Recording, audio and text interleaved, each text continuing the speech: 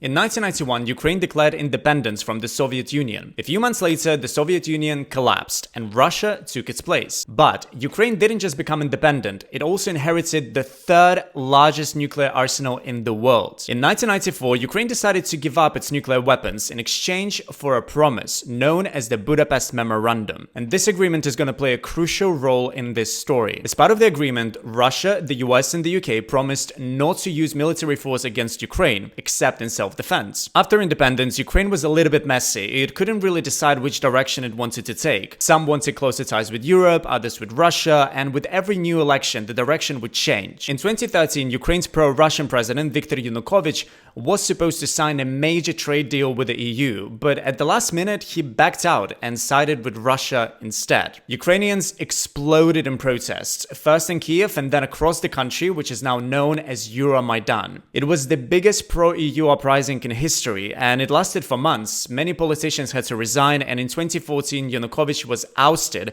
and fled to Russia, where he still resides. But just days later, Russian forces moved in and took a piece of Ukrainian territory called Crimea, which was a direct violation of the Budapest Memorandum. Russia's foreign minister Sergei Lavrov claimed that, quote, Russia never violated Budapest Memorandum. It contained only one obligation, not to attack Ukraine with nukes. But that was a lie, because there are actually 6 obligations in the Budapest Memorandum, and the first one is, quote, to respect independence and the existing borders of Ukraine. Meanwhile, separatists in eastern Ukraine started fighting to break away. Russia was funding and supporting those separatists. In 2015, after a year of military clashes in eastern Ukraine, a ceasefire deal was signed called Minsk II Agreement. But the fighting never actually stopped. For the next 6 years, tensions kept rising. 14,000 people were killed in eastern Ukraine in total. And then, in 2021, Putin made his move. So many people don't know about it, but Putin actually published an essay called On the Historical Unity of Russians and Ukrainians. In it, he questioned the legitimacy of Ukrainian borders and claimed that Ukraine occupied historically Russian lands. And later, that essay was turned into a book, and according to some reports, it was made mandatory reading for Russian soldiers. In both 2021 and 2022, Russia said multiple times it wasn't planning to invade Ukraine. But by December 2021, over 100,000 Russian troops were stationed at Ukraine's borders. Russia demanded NATO to promise that Ukraine would never join NATO and a reduction in the number of troops stationed in Eastern Europe. Russia threatened with a military response if the demands were not met. NATO refused, saying that the decision was up to Ukraine and individual NATO members if they wanted Ukraine to be accepted. On February 24, 2022, Russia launched a full-scale invasion of Ukraine. But here is some important context. Ukraine was seeking NATO membership on and off since 2008, and it was never formally in the process of joining.